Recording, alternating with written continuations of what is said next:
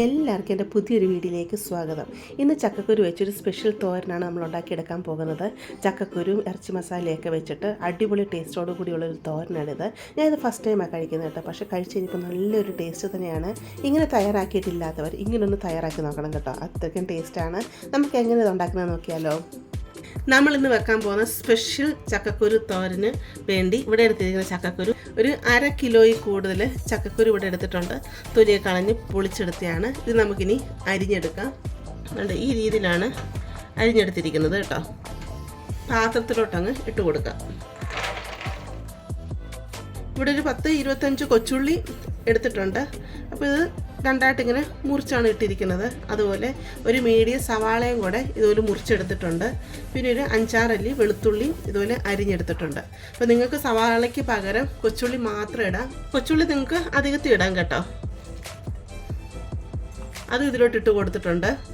ഇനി നമ്മൾ എടുത്തിരിക്കുന്നത് തേങ്ങാക്കൊത്താണ്. ഇവിടെ ഒരു അരമുറി തേങ്ങയുടെ പകുതി തേങ്ങ എന്ന് വെച്ചാൽ 1/4 ഭാഗം തേങ്ങയാണ് എടുത്തിരിക്കുന്നത്. അത് ഇതുപോലെ മുറിച്ചെടുത്തതാണ്. അത് ഇതിലോട്ട് ഇട്ട് കൊടുക്കാം.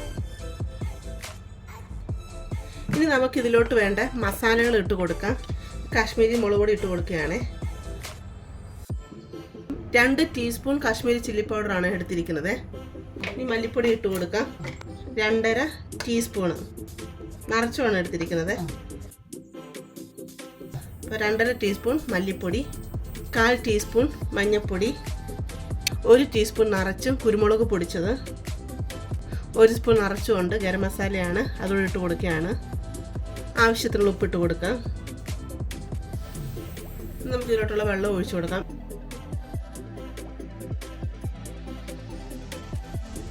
ഒന്നര ഗ്ലാസ് വെള്ളമാണ് ഒഴിച്ചു കൊടുത്തിരിക്കുന്നത്. നല്ലതായിട്ടതങ്ങ് മിക്സ് ചെയ്യാം. നമ്മൾ ഗ്യാസ് കത്തിച്ച് ഇത് വെച്ച് കൊടുത്തിട്ടുണ്ട്. നമുക്കിതിനെ അടച്ചു വെച്ച് വെള്ളം വറ്റി നല്ലതായിട്ട് വെന്ത് വരണം. ചക്കക്കുരുവൊക്കെ വേകുന്ന സമയം കൊണ്ട് നമുക്കിതിൽ തേങ്ങ അരച്ചെടുക്കാം. അതിനു വേണ്ടി ഞാനിവിടെ 1 കപ്പ് തേങ്ങ എടുത്തിട്ടുണ്ട്. ഇതിലോട്ട് 1 ടീസ്പൂൺ നല്ല ജീരകം കൂടെ ഇട്ട് കൊടുക്കുകയാണ്. നമുക്കിതിനെ ഒന്ന് ഒതുക്കിയെടുക്കണം. എന്നുവെച്ചാൽ അരച്ചെടുക്കുകയല്ല, ഇത് നമ്മൾ ഒതുക്കിയെടുക്കാമെന്ന് പറയത്തില്ലേ, ഒന്ന് കറക്കി, ജസ്റ്റ് ഒന്ന് കറക്കി മാത്രം ഒന്ന് എടുത്ത് വരാം. തേങ്ങ ഇവിടെ ഒതുക്കിയെടുത്തിട്ടുണ്ട്. കണ്ടില്ലേ, ഈ രീതിയിൽ.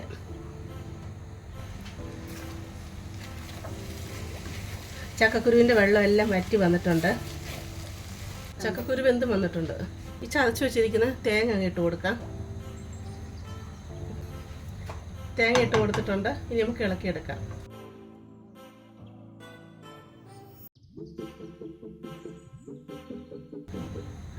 മിക്സി കഴുകി ഒരു തുള്ളി വെള്ളം, 1 ടീസ്പൂൺ ഇല്ല കേട്ടോ, അതങ്ങ് ഒഴിക്കുകയാണ്.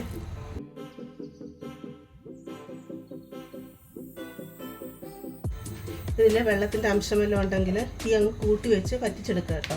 നമ്മൾ കറിയായിട്ടല്ലല്ലോ, ഇത് തോരൻ പോലെയല്ലേ നമ്മൾ കഴിക്കുന്നത്. മമ്മി പറയാണ് ഇതിൽ ചക്കയുടെ കൂഞ്ഞുണ്ടല്ലോ, ആ കൂഞ്ഞുണ്ട്, അതും കൂടെ ഇതിൻ്റെ കൂട്ടത്തിലിട്ട് ഇങ്ങനെ വെച്ച് കഴിഞ്ഞാൽ നല്ല ടേസ്റ്റാണെന്നാണ് പറഞ്ഞത്. ഇത് ചക്കക്കുരുവൊക്കെ വെന്ത് വന്നിട്ടുണ്ട്. ഇനി നമുക്കിതിലോട്ട് കടുക് പൊട്ടിച്ചിടണം. ഒരു പാത്രം അടുപ്പത്ത് വെച്ചിട്ടുണ്ട്. പാത്രം ചൂടായി വന്നിട്ടുണ്ട്. ഇതിലോട്ട് കുറച്ച് വെളിച്ചെണ്ണ ഒഴിച്ച് കൊടുക്കാം. ആവശ്യത്തിനുള്ള കടുക് ഇട്ട് കൊടുക്കാം. കടുക് പൊട്ടി വന്നിട്ടുണ്ട്. തീ അങ്ങ് ഓഫ് ചെയ്യാം. എന്നിട്ട് ഇതിലോട്ട് 2 വറ്റൽമുളക് ഇട്ട് കൊടുക്കാം. ആവശ്യത്തിനുള്ള കറിവേപ്പില ഇട്ട് കൊടുക്കാം.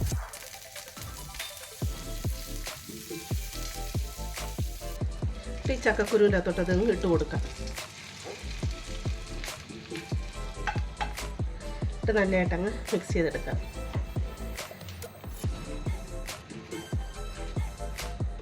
അങ്ങനെ ചക്കക്കുരു ഇറച്ചി മസാല തോരൻ, അങ്ങനെയാണെന്ന് തോന്നുന്നതിൻ്റെ പേര്, റെഡി ആയിട്ടുണ്ട്. നല്ല ടേസ്റ്റ് ആട്ടോ. ചക്കക്കുരു നല്ലതായിട്ട് വേകണം. പിന്നെ അതുപോലെ ചക്കക്കുരുവും തേങ്ങക്കൊത്തൊക്കെ കഴിക്കുമ്പോഴല്ലോ പ്രത്യേക ഒരു ടേസ്റ്റ് തന്നെയാണ്.